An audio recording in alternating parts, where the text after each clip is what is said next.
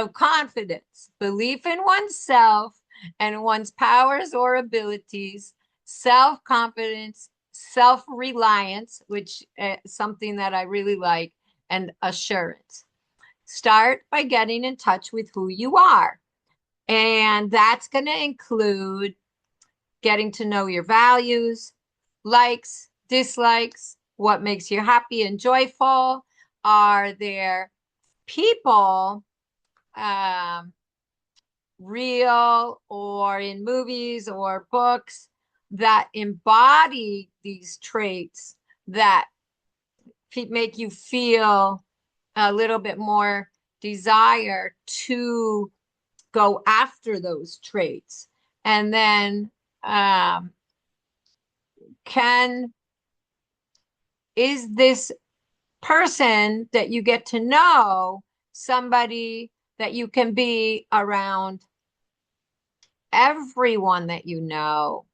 Are there certain people you can take yourself out with, other people that you only take part of yourself out with? And it that is actually okay if you think about some of the relationships that we have. So it isn't necessary in a business relationship that somebody really gets to, that we let them all the way in to our inner circle. And but it is important to know if you're doing it on purpose or not. Am I hiding part of myself because I think that people won't like it or won't appreciate it?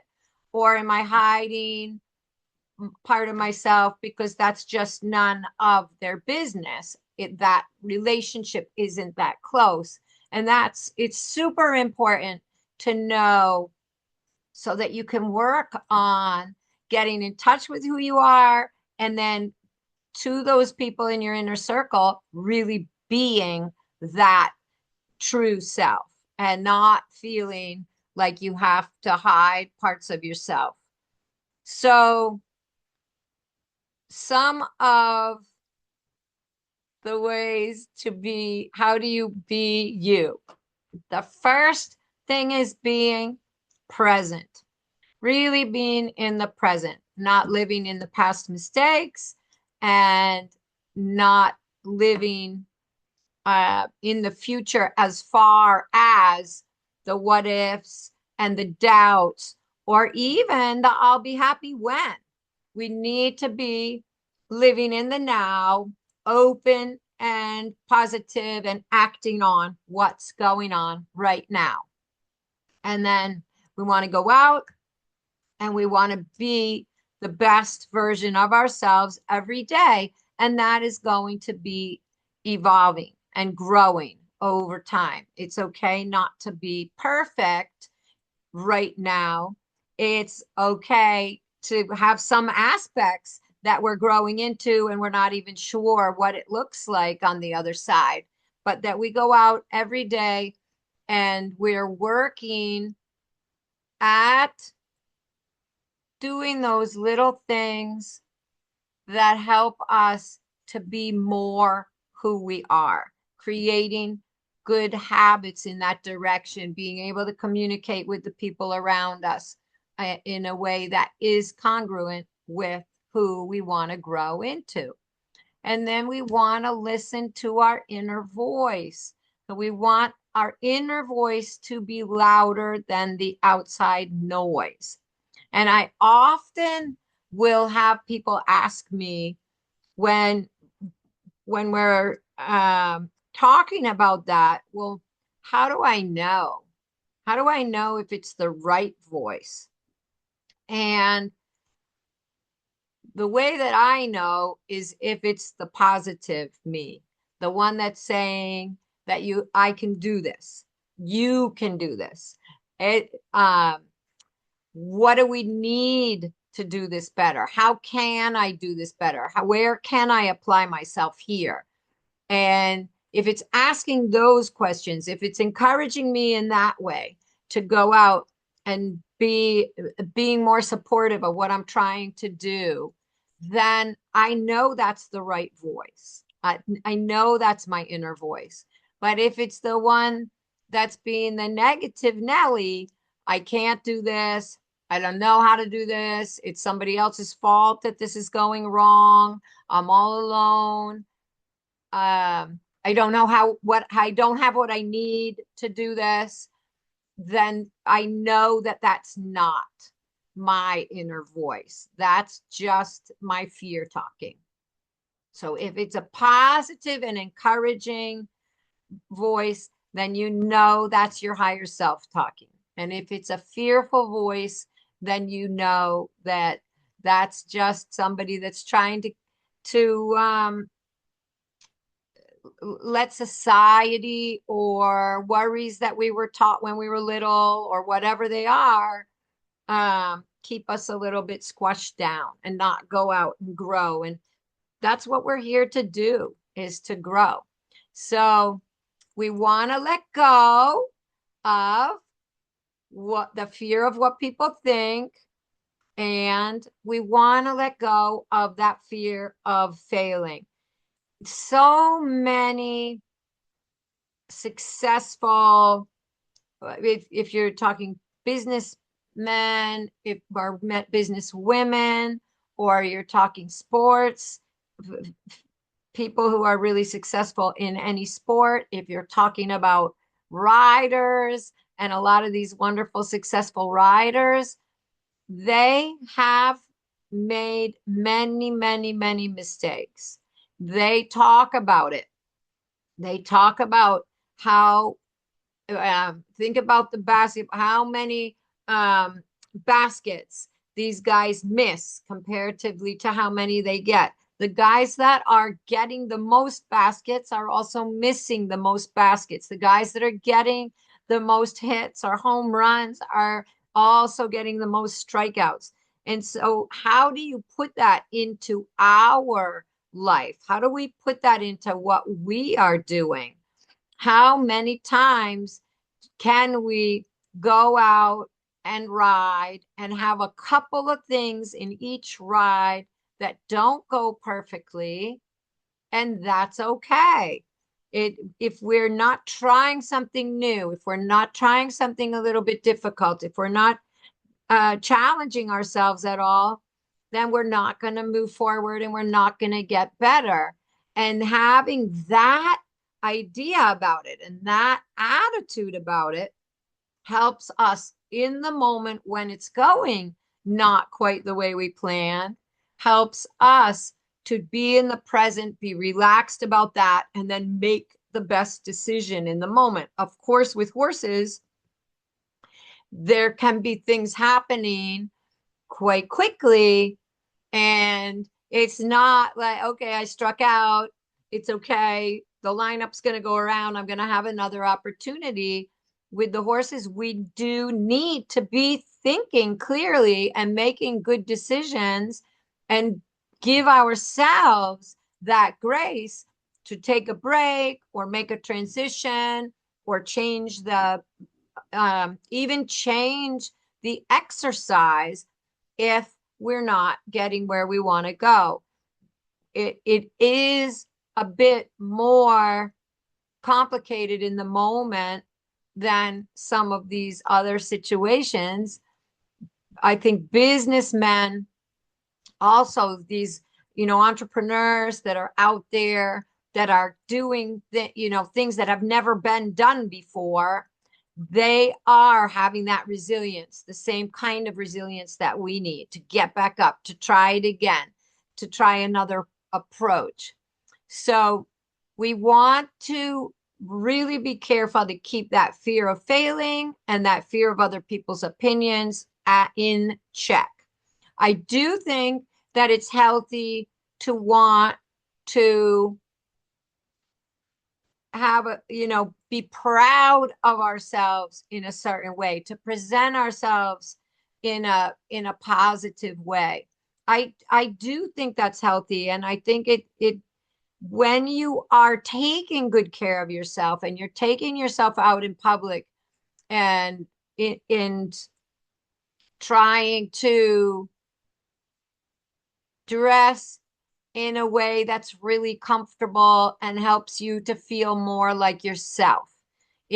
Taking care of whether it's your hair and your nails or buying the shoes or new boots or these kind of things. I do think that's healthy. That's an expression of ourselves.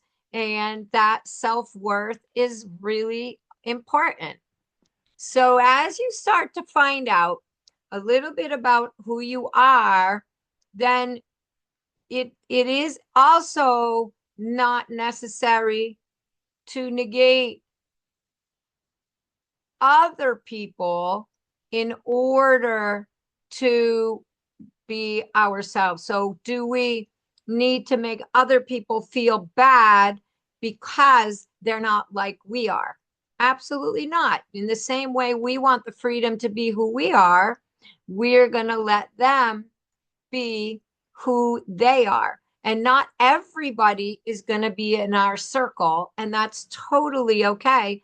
Sometimes we're going to have people in our circle that aren't exactly like us and not going exactly with the same values or the same rules that we do. And that's what keeps everything exciting and alive. So you don't want to go out, take yourself out in public and look for confirmation from other people that it's okay to be you, because that there's some people that simply aren't going to be on the same page, and that's okay. And you don't want to be hanging around with people that also need constant um, coddling in that way either. So we want to accept others for who they are.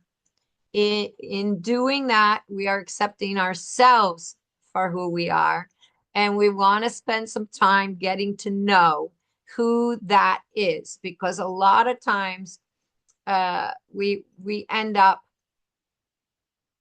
thinking too much about who we should be, thinking too much about what other people think of us, and are we conforming to what they want or how they want us to be. And we don't have to hurt anybody's feelings, but it is healthy to stay on track and be expressive of who we are. So some people say fake it until you make it. And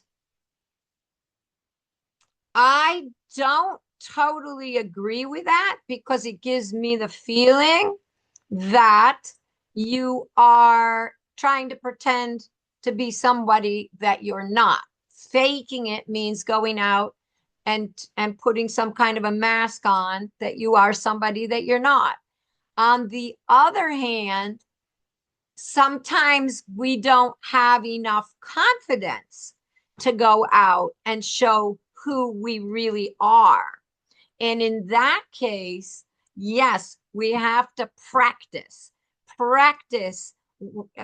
building up the confidence to take that person out in public.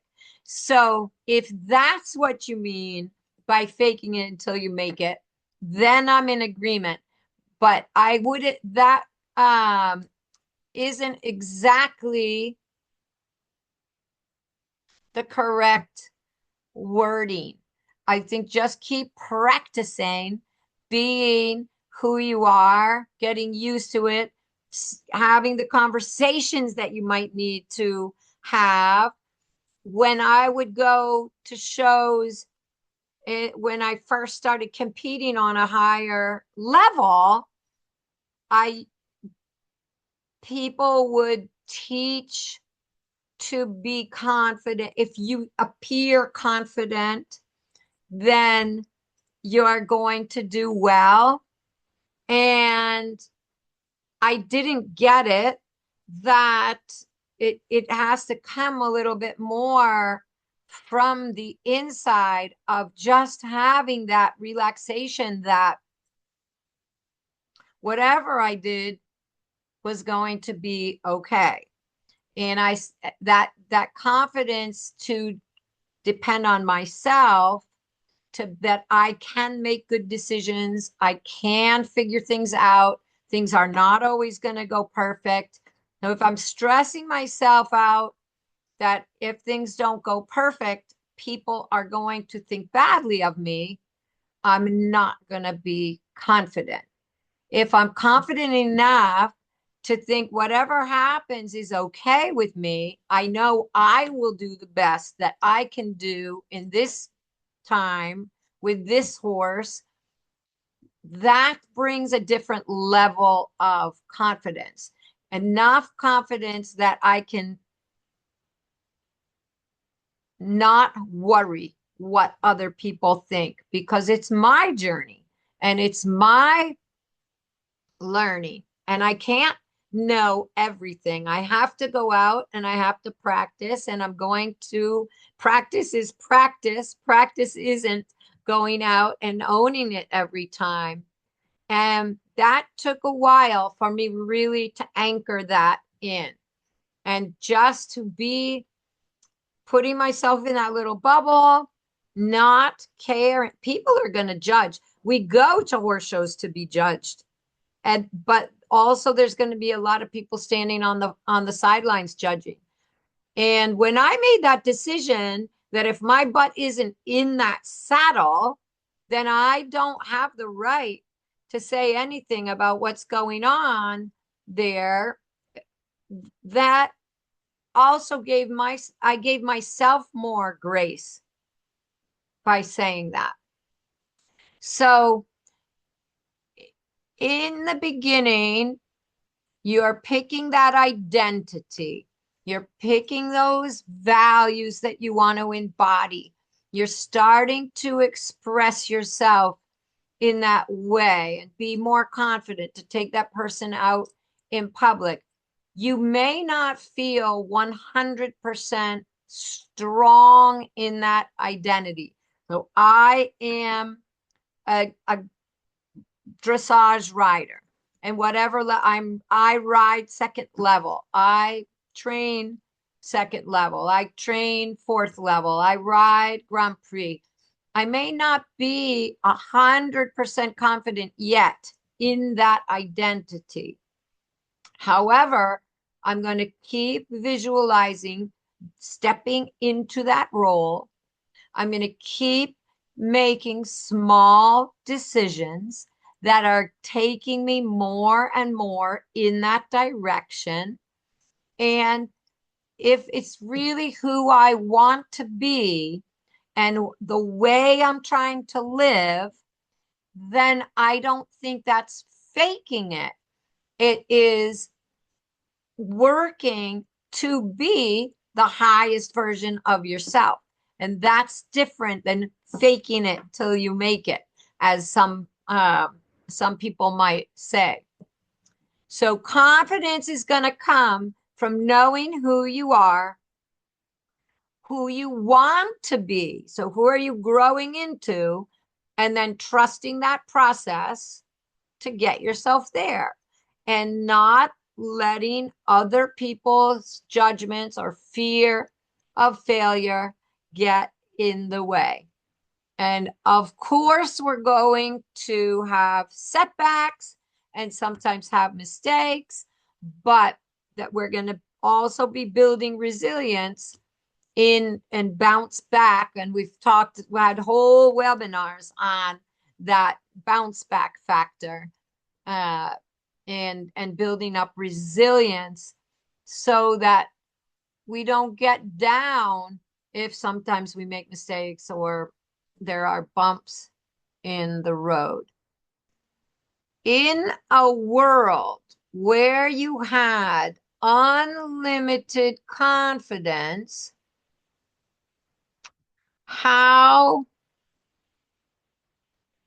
let's start. What goals would you set and work toward? Let's start with that question. How would you talk to yourself? That's another good one. How would you talk to yourself if you had unlimited confidence? Yeah. I like that. It's interesting. Today I was working on taking a class working on something that I don't have a lot of experience with. And then they gave us a little time um, and we were supposed to do this exercise. And it immediately things started popping into my head. I don't think I'm doing it right. I don't think this is what I'm supposed to be doing. And I laughed about it because that's been, I used to do that in the riding years ago. Uh, and it was the first time in a while that I had heard that kind of a voice going on in the head. So then when it says, how if I had unlimited confidence, then that confidence would need to jump in, even in the things that I don't have a lot of experience doing, right? That's an interesting thing. So how would I talk to myself? Your point, Dana, exactly is like, hey, just keep going. Try again. You can do that. I like that. I like that a lot.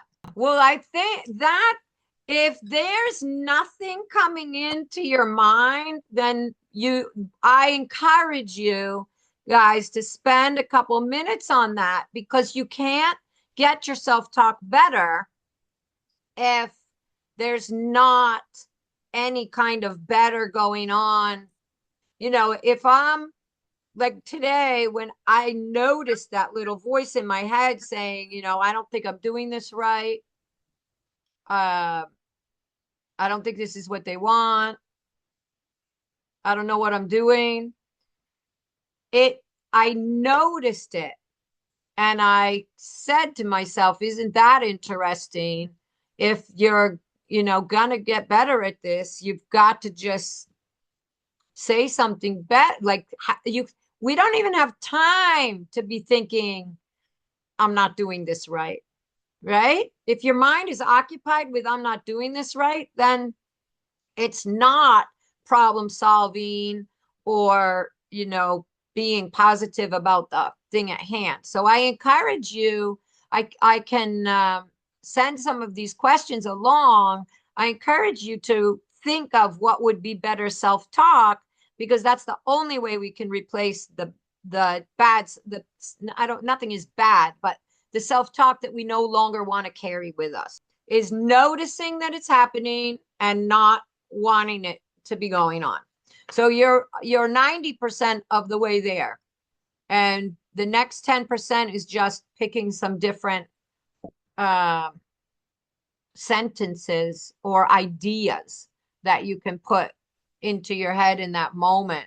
So one of the things that I know you've heard me say is at horse shows, I have this ability to, look around at all the things that are going on and notice, that bad horse that's bucking around in the corner, and the porta-john is right there, and the water truck is over there, and it's going to be coming over here.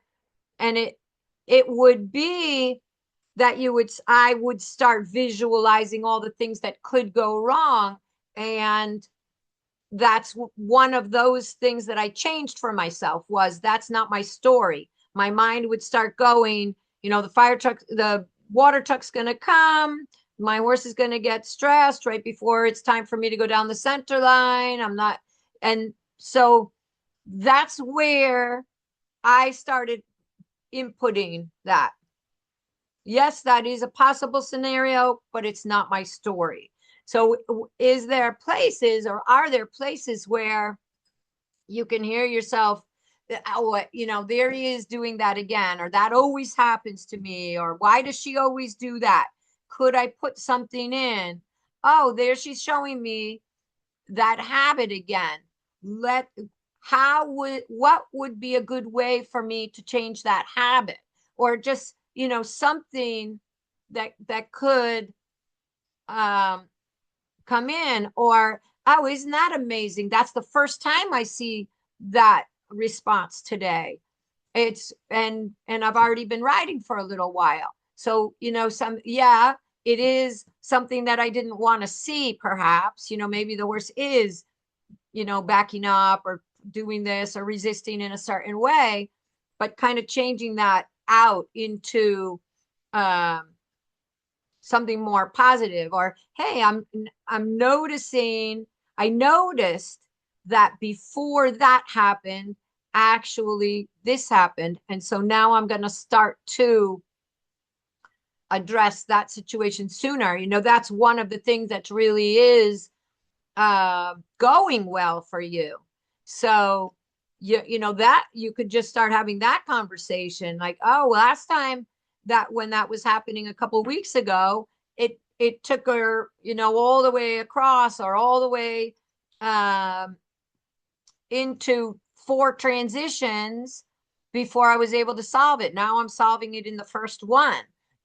Things like that are good enough to replace your self-talk, right? Even just noticing things that are going on is already really positive, because so much does go without us noticing. So I would encourage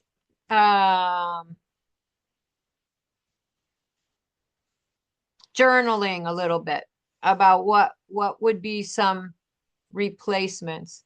But you're already so far there if you're just saying, you know, we don't have time for that. Let's keep going.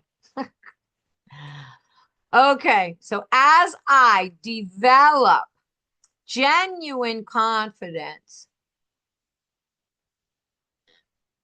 here are some personal qualities and character strengths I will develop.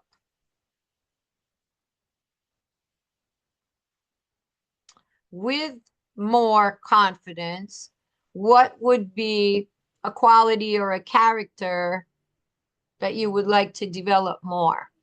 For me, I would say I can always grow, the ability to really stay in the present. I think I can always get even better at that.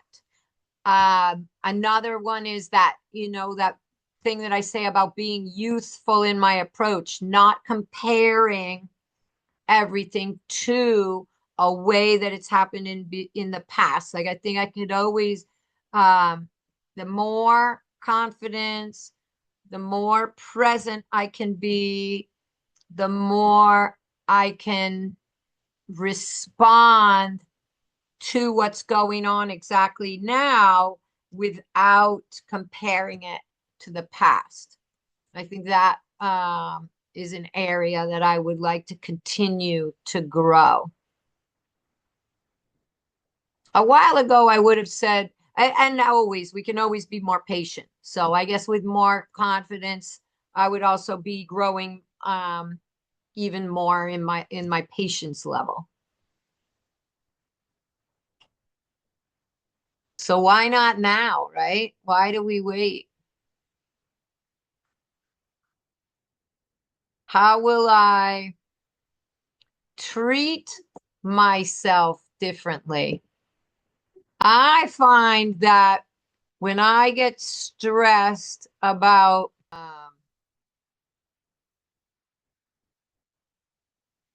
something that I'm doing that I'm not sure if it's going to go well or not, then I don't take as good. I get into worse habits. Like, I don't eat as well when things are going good and I'm feeling more confident and I'm feeling more positive about stuff. And it's like that's exactly the opposite of what you should do, right? But I feel like I take less good care of myself if I feel nervous about something. There are a bunch of values that we've talked about. We just have a couple more minutes, but we've a lot of times kind of brought up values that I think are really helpful for being riders, but there's a list here. Um, and I think if we're really truly going to nurture that confidence aspect, um, we need to value acceptance. So to be open and accepting of ourselves and others. The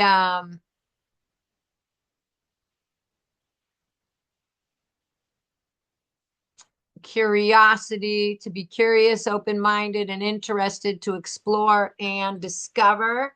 And I think that that's a, if you value curiosity, then